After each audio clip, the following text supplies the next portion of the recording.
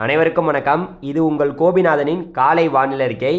December 14ஆம் தேதி சனிக்கிழமை காலை 8:20 மணிக்கு இந்திய வானிலை ஆய்வு மையத்திலிருந்து வெளியாகிருக்கக்கூடிய வானிலை அறிக்கையை தான் பார்க்குறோம்.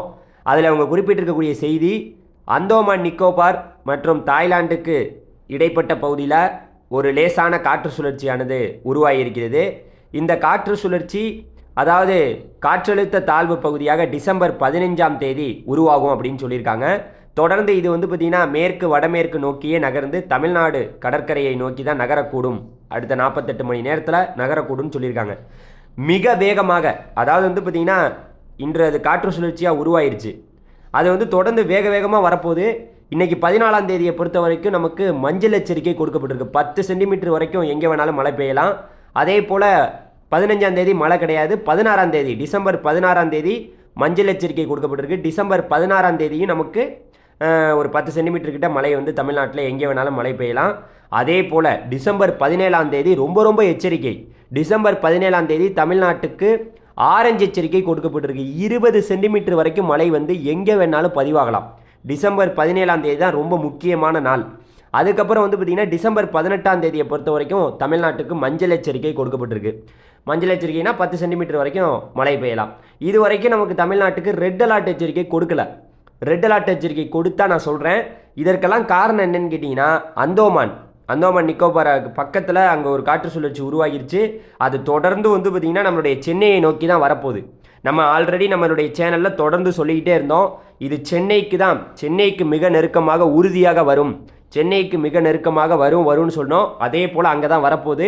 அதில் எந்த ஒரு மாற்று கருத்தும் இல்லை. சென்னைக்கும் புதுச்சேரிக்கும் இடைப்பட்ட பகுதியில் தான் இது புயலாக உருவாகும் அப்படிங்கிறது நம்மளுடைய எதிர்பார்ப்பு.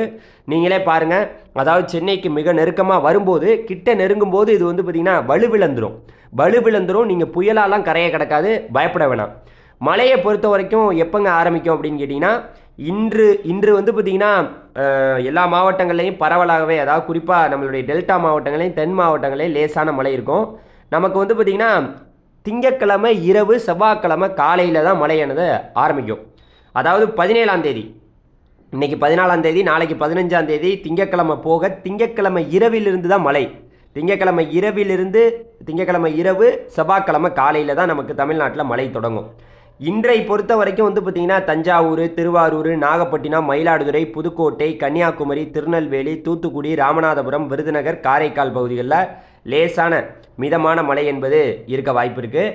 தஞ்சாவூர், திருவாரூர், நாகப்பட்டினம், மயிலாடுதுறை, புதுக்கோட்டை, கன்னியாகுமரி, திருநெல்வேலி, தூத்துக்குடி, ராமநாதபுரம், தென்காசி, விருதுநகர், காரைக்கால் பகுதிகளில் இன்று லேசான மழை இருக்கும். இந்த மழையானது படிப்படியாக நாளைக்கு மழை குறையும். திங்கட்கிழமை பார்த்திங்கன்னா நாளைக்கு மழை குறைஞ்சிரும். ஞாயிற்றுக்கிழமை லேசான மழை இருக்கலாம். ஆனால் நமக்கு எப்போ மழை ரொம்ப தீவிரமாக போகுது? டிசம்பர் 17ஆம் தேதி. அப்போ தான் இந்த நிகழ்வு வரப்போகுது வேகமாக. இப்போ பாருங்கள், இப்போ தான் ஒரு நிகழ்வு போணுச்சு, அடுத்த ஒரு நிகழ்வு வேகமாக வருது. வடகிழக்கு பருவமழையை பொறுத்த வரைக்கும் நமக்கு அக்டோபர் 15ஆம் தேதி ஆரம்பிச்சது. அக்டோபர் 1ஆம் தேதியிலேருந்து நேற்று டிசம்பர் 13ஆம் தேதி வரைக்கும் நமக்கு பெய்ய வேண்டியது 40 சென்டிமீட்டர். ஆனால் பெய்திருக்கக்கூடியது 53 சென்டிமீட்டர். இது இயல்பை காட்டிலும் 32% தமிழ்நாட்டில் வடகிழக்கு பருவமழை அதிகமாக பொழிந்திருக்கிறது. பல்வேறு வகையான அணைகள், குறிப்பாக ஏரி, அணைகள் எல்லாமே நிரம்பி வழியக்கூடிய காட்சிகளை நம்மளால் பார்க்க முடியுது. இது போன்ற செய்திகளை கேட்க நம்ம சேனலை சப்ஸ்கிரைப் பண்ணிங்க. நன்றி.